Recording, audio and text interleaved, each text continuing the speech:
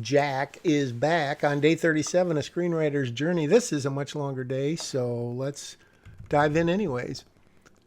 I don't know what sense that made. So yesterday I was talking about kind of the way I write, and I'm not saying good or bad, just saying this guy said I had kind of a style, which again, I don't know if that's good or bad, but I guess if it's not horrible and it makes it stand out, or at least, I don't know, your own or something. But um, so yeah, so I was talking yesterday about this, how actors deliver lines, and how much you try to write into there as opposed to just really giving just the facts, ma'am, or you just say where people are moving, they're crossing the room, enter, exit, and then do you leave all of the emotions and the looks and the pauses to the actors? Because like I said, if you're going to make a movie yourself, then you've got all that freedom as a director on the set. But if you're handing it over to someone else, which is the case in the vast majority of the cases, so that's why I always say, I always like to kind of write in some stuff. And I think I probably do too much. Uh, like the physical things, like giving someone a hug, obviously, if you want that in the script, you've got to put that in. But things like looks, and even laughs and shrugs and things like that, I don't know. I've read some scripts with virtually none of that, and then I've read scripts that are basically like a novel where they really go over explaining. So, for instance, Rachel is ready to spit nails. You see near the top of the page. Obviously, that's not literal, but hopefully it would give the reader slash director or actor an idea of how angry she is. And maybe that's implicit in the dialogue. So that's always my question of, do I have to write stuff and like knock the reader on the head and say, this person's sad right now, or this person's mad right now? So back to the script. I'm looking at the top of the page. Rachel is talking about still trying to convince Lexi. Lexi looks around, sees her friends, obviously says, no, he can't, meaning all my friends aren't going to be there, and certainly Holly isn't going to be there. So for her, that's pretty much it. And that might be, I don't know if it's too corny or not, but that's really what it boils down to. So my question, whoa, holy smokes, did I just delete a bunch of stuff? My question has been, in this draft, would Salerno really, and we don't know because we don't know what kind of a mob guy he is. I'm trying to make him a little different. At what point would he give up or say, wow, I really do want what's best for her? And I guess that would kind of be unique, wouldn't it? If a guy just didn't say, kill them all, or that's not how mob people talk, but because you would expect some sort of bloodbath, and then, someone would save the day, and maybe a couple of the people would get shot, a couple of the, protagonists or the helpers or allies or whatever you want to call them.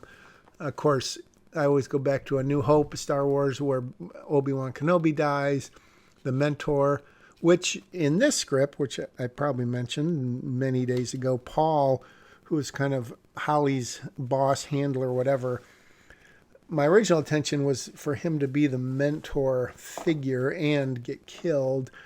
That kind of went by the wayside. Will I bring it back someday? Not sure. So, as I've said many times, I don't know if most people watching this are going to be ignoring me and reading the script just to see the changes, or kind of half and half. I really haven't spent much time talking about the script. So now we're back into this thing that I've worked on for a couple of days, where Rachel is trying to kind of, at the same time, guilt Holly and also give Lexi second thoughts about, hey, Holly isn't all she's cracked up to be. I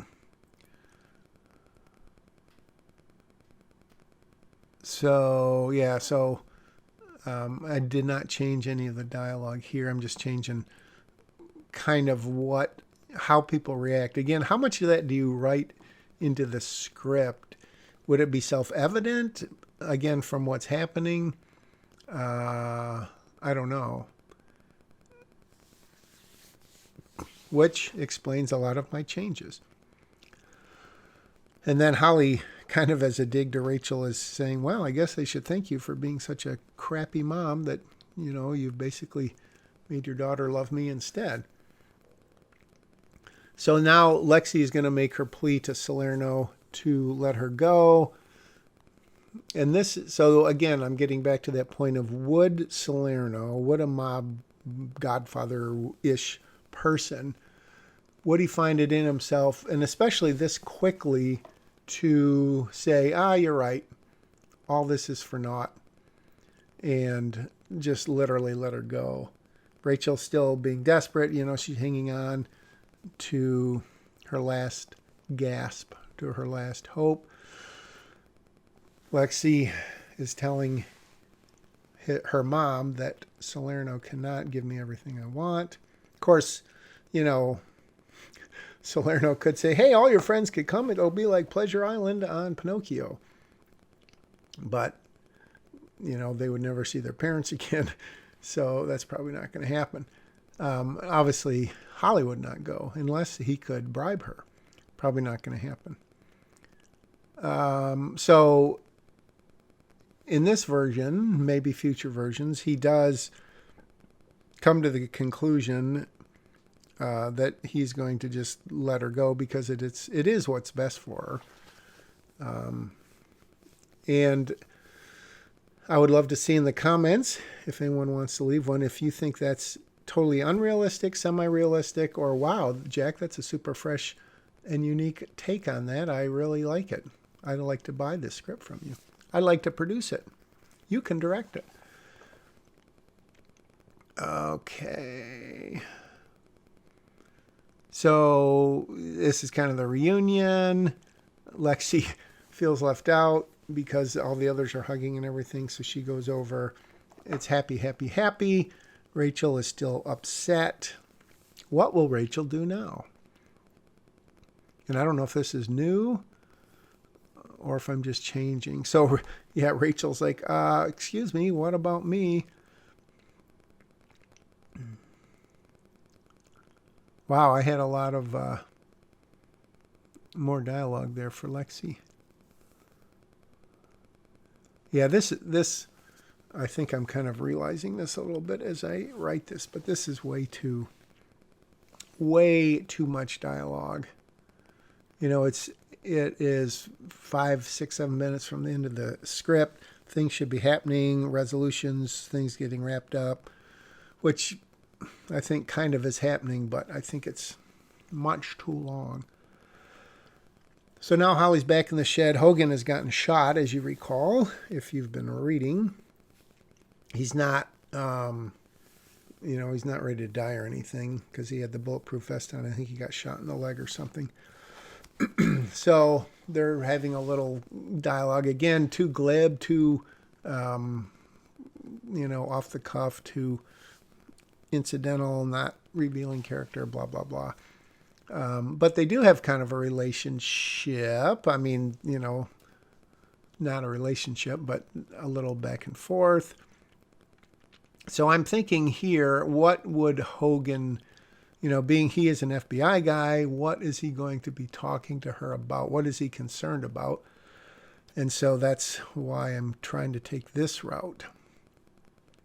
That's funny, a mob boss with a heart of gold, because in my present day, when I was working on this, I almost used that exact same line. That's funny.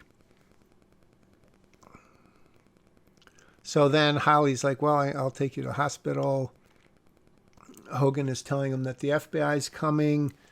And Holly immediately turns her thought to, oh dear, your boss isn't going to be too happy that we basically let Salerno go. Although, I mean, that's not really true because Salerno could have easily probably killed them all. So, would Hogan or Holly want to explain that to him? Certainly not at the end of the script because, excuse me, it would take way too long. Uh-oh, here's Rachel. Now, did I just add this right now? the B word. Like that, not in a good headspace. Is that a smart thing to write? Does it say a lot in a few words? Or do you just not write that in at all?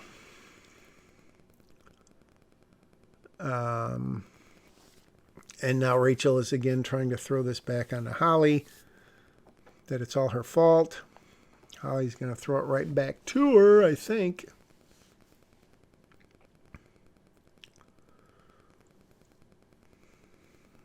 Like adjectives, bitterly shakes her head. Someone told me, not me, but someone said you should go through your script and just search for all the ly words. Just do like a search for the letters ly and cut everything out of the script that ends in an ly. I would be afraid to do that. Of course, Holly ends with an ly, so I'd have to be selective. But does that tell something to the actress that she wouldn't already know? As in, Rachel bitterly shakes her head. I don't even know how you bitterly shake your head. There are a different lot of ways, I guess. But the point is it inherent in what's going on? Do I not even need to write that? Again, leave a comment with your thoughts. So now, yeah, I cringe just a tiny bit when I read this. And trust me, there's going to be a lot more cringing going on over the next several sessions, several sessions. She's basically telling Holly's backstory, military family, So I try to justify this when Holly realizes that Rachel has researched her. The reason that she did it is she wanted what was best for her daughter. So that's kind of interesting maybe, but I think it'd be more interesting if that happened way, way, way, way, way sooner. In fact, that could happen in the very first scene. When they're walking to their vans, their respective vans. I'll have to think about that. Would that be too on the nose? If Rachel said early on, I don't know how you'd work that into the conversation. Yeah. It would be interesting, but I don't really think it would work there either. So then Holly kind of turns it back on her and kind of is lecturing her.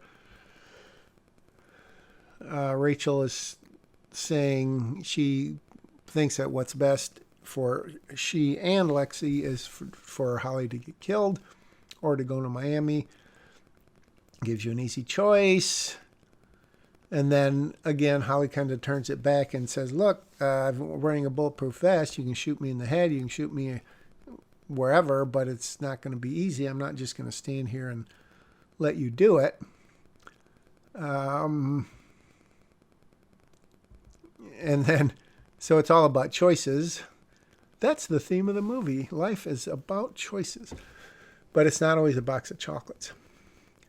Copyright. So Holly's already made her decision, which obviously is not to go to Miami. And she is going to either freak out Rachel or something.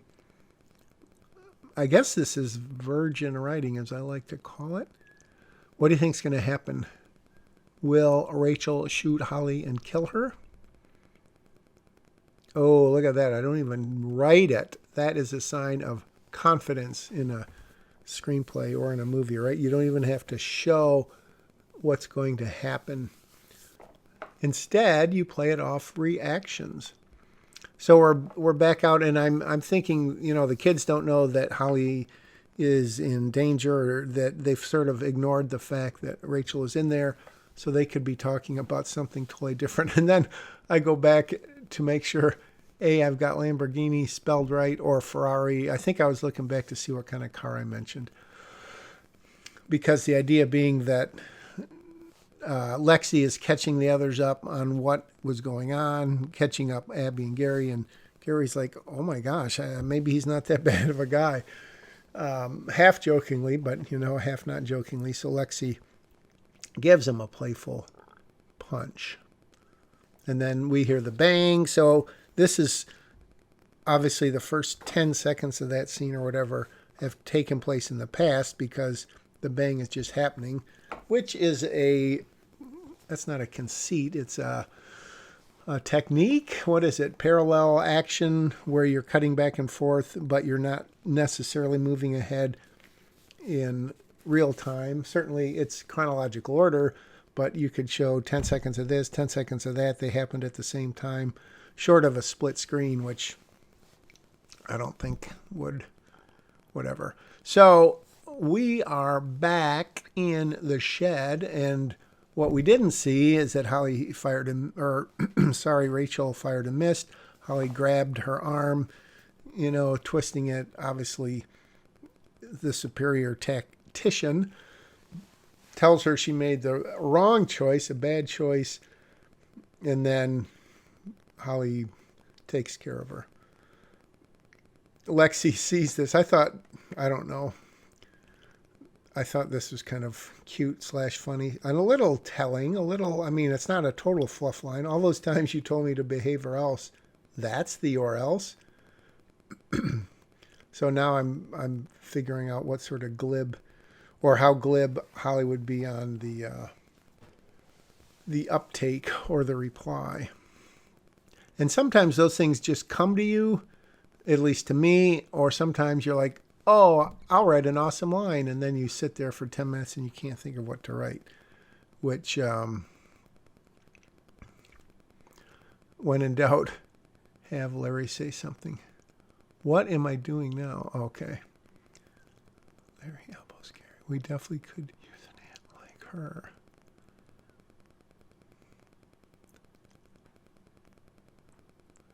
So, I don't know. Spoiler alert, that line is probably going to change.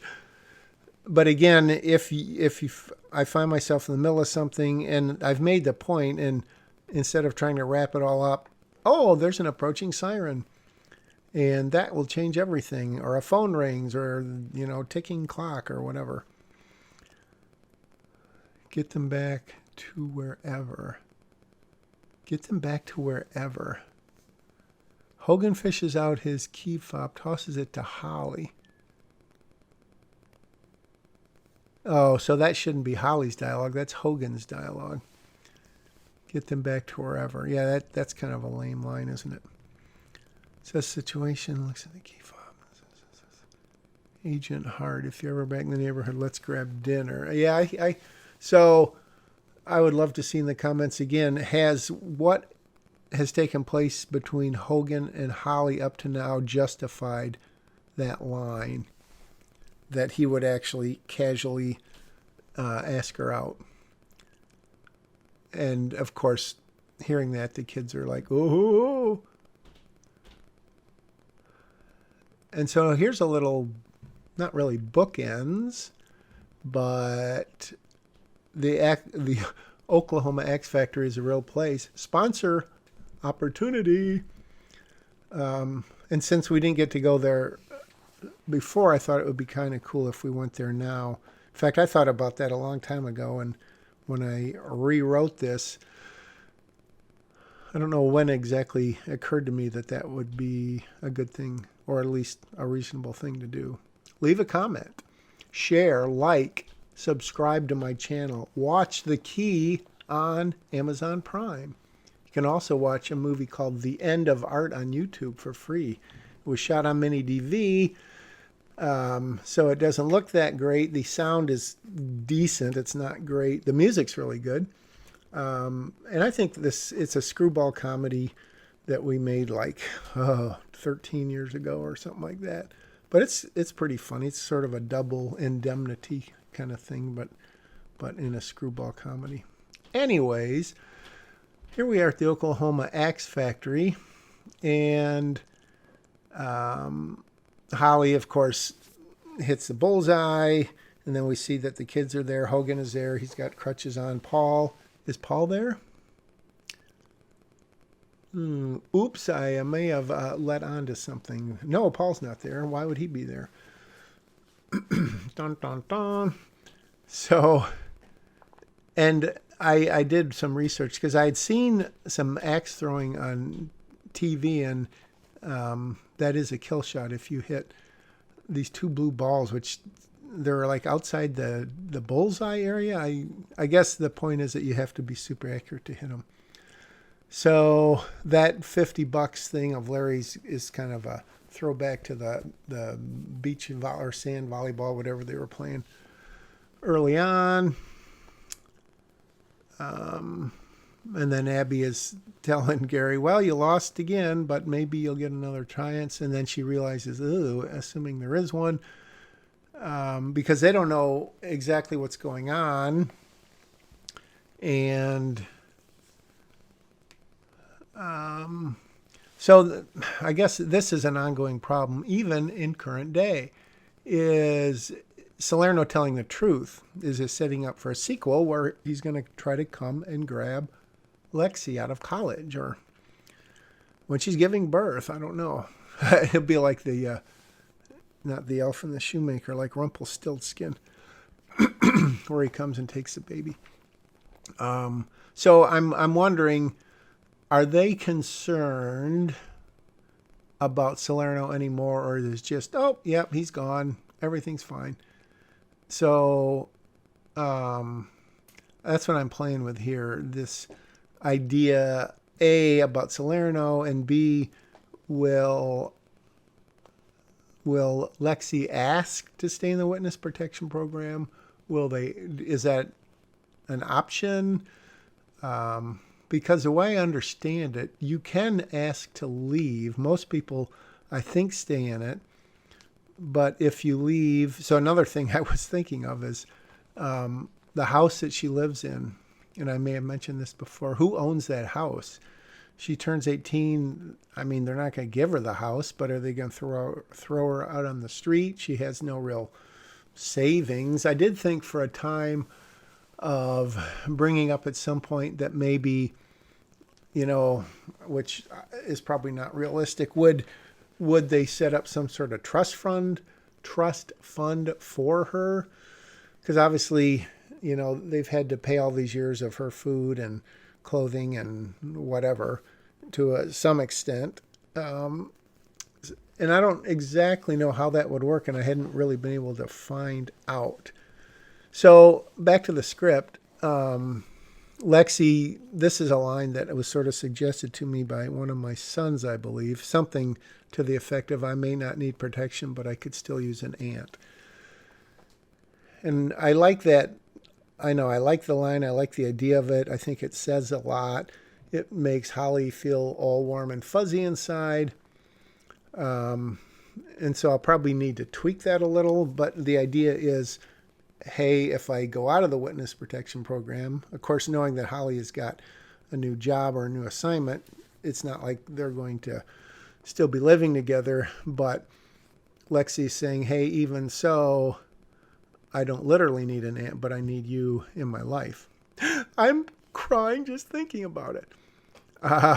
So again, when you have something super emotional, or that hopefully could play that way, how much of that do you write? Like Holly finds herself choking up. She and Lexi exchange a sad smile, bringing hope to the others. I don't know if that's I don't think it's too little. I don't know if it's too much. Do you just, some people literally, as I kind of alluded to, will just write 4 pages of dialogue with nothing in terms of, stage directions or action or whatever. And I usually I don't rail against them, but I go, wow, you just can't do that, because what are we seeing? Is it literally just 2 or 3 or 4 people talking? Is nothing happening? Obviously, if it was a stage play, that's more likely to be the case, because then it gets blocked as in, stage blocking. But in a script, I feel like you have to have something going on, or it just becomes a talking heads thing. So Larry is making another joke. Gary grabs him. Boys will be boys. And so now, one more thing I got to tie up. What will the FBI do with Rachel?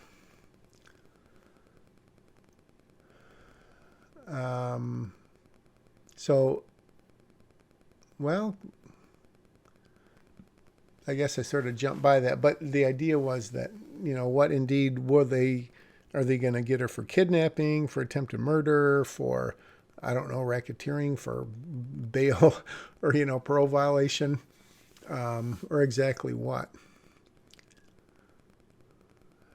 It's got a plane to catch.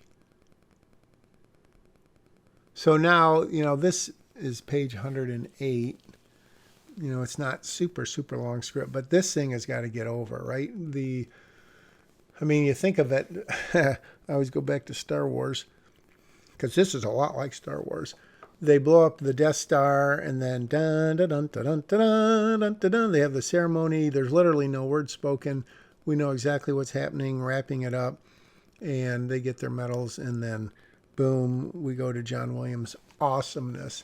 So I think I'm not the only one with the problem or the challenge of when the climax of the movie happens and it's a happily ever after or it's a tragedy or whatever, how much goodwill do you have with the audience that you can blah, blah, blah, blah, blah for 2 or 3 or 5 or 6 pages? Because obviously after... Well, in this case, Salerno left, but he's really not the bad guy. As I've said, he's not the antagonist. It's Rachel, which is why I realized that she has to defeat her. Is it physically? Is it kind of psychologically? And it's sort of both. Emotionally wrecks her. So that happens. And so that's really, you pretty much know they're going to live happily ever after. So back to my point is how many, now I'm back at the beginning of the script, sorry. How many loose ends do you tie up at the end of the script? Do you let the audience tie them up in their minds? Does the audience not care? How little of details, like would Lexi go back and live in her house? What's going to happen to Rachel? All that kind of stuff. And I probably, at least in early drafts, I tend to certainly overdo that instead of underdo it. And maybe I just have to kind of justify it to myself and then maybe go back and say, is this really important? And hopefully I'm going to say a lot of the times, no. What am I doing back here on page 9? Have you been following up? Leave a comment and let me know what I'm doing back here. That would be super interesting if I did this live. Ooh. Wow, maybe the very last one, when I know I've got the script to a point where I'm happy with it, which who knows how many more days that will be. And I've put these up. Wow, that would be interesting. If I start putting these up one day at a time, and then on the last day, so day whatever, 50, 100, 300, no, not that many, I do it live. And I do this commentary of myself, reading, and I getting comments. That would really be interesting. Leave a comment. Would that be interesting? So I've finished the script, and now I'm going back. I honestly don't know what I'm doing. I'm kind of, I do sort of know. I'm trying to figure out... Because they always say at the beginning of the film, you have to see the protagonist in his or her normal life to give you some context. Luke, once again, Luke Skywalker at his on his planet doing the day-to-day stuff that he does with his uncle and aunt and so on and so forth. So in this case, I don't have a whole lot of, quote, normal. You see Holly in the gym, which you assume she goes to the gym a lot. You see Lexi with her friends. So maybe there's some of that. But then they get together and things change at the catalyst point or the inciting incident. So I'm kind of trying to figure out here kind of how, I don't know about glib, but how lighthearted or how deep their conversation would be. Excuse me. I also realized that I think I use the word babysitting a lot. So Lexi's taking a dig at her. I got to take a few things out of my suitcase, as in, it's not just going to be us crazy teens and 20 guys. So you can fill in the blank of what you thought she was going to take. And I don't think any of this is brand new. I think I'm just making adjustments. But Holly obviously dropping a lot of bombs on her. And then I don't know at what point I had the idea. I think I've already discussed it, of Lexi realizing that that may not even be a real name,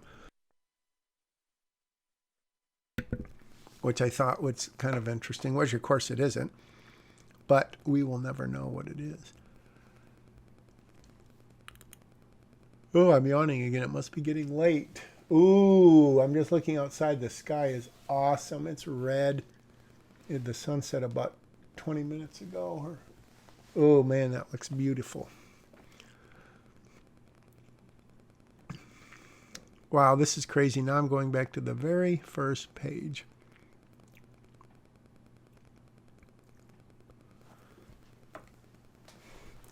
Just a few little adjustments. I'm sure it won't amount to a lot. Wow, when you talk for 30 minutes straight, your voice starts to go. Plus, I did 2 other commentaries about 5 minutes a piece, so that's 40 minutes and some change. So I hope this ends soon. I can't believe what am I doing here?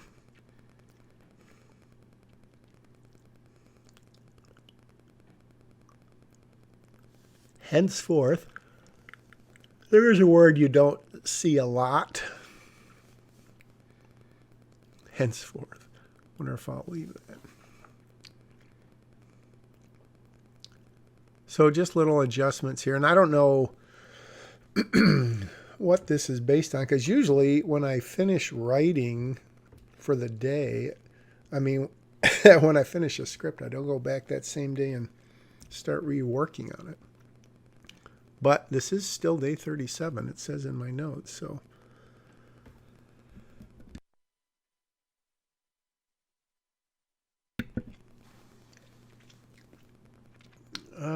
No real insightful commentary here.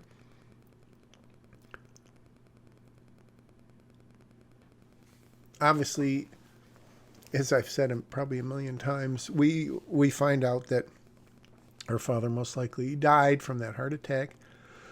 And then the reason she became a U.S. Marshal. So this is, I could put something about that whole military family that Rachel said, but I don't know.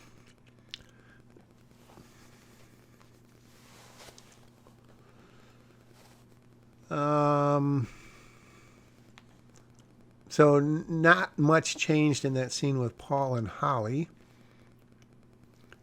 And I'm just doing, I think, some little tweaks here. Trying to establish, Gary and Lexi's relationship. How serious is it? She's 18, he's 20. Typically wouldn't be that serious, but wouldn't it be a lot more fun if it was?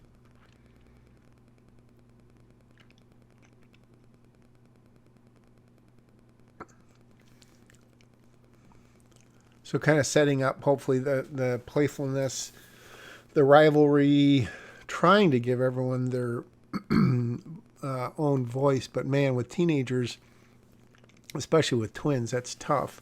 As I've said, I think Gary is a more serious, direct, maybe a little, not angry by nature, but a little more serious. Why so serious? And Larry's a little more glibby, jokey, flippant. Not as deep. But that's not really true, is it? Abby is kind of the caring friend. Lexi is what she thinks is a typical teen. And she's soon to find out that she's not.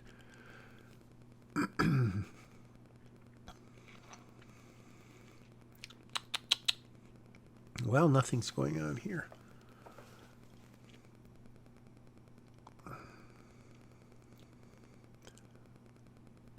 So I guess the point of this is, if I go through a scene, after, a week or a month of having not worked on it, and I don't change anything, that's like, yay! But more often than not, you'll either find typos or you'll find better ways, more concise ways to say something in the action description or even the dialogue. And then it becomes a changed script scene, which means that you're going to come back and look at it again and again and again and again.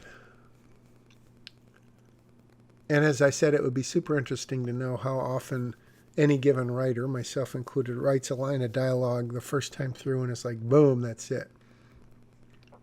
It would be very interesting, as I also mentioned before, to go back and look and see if that's the case here. I can't imagine it is. Oh, now the sky is orange. Okay.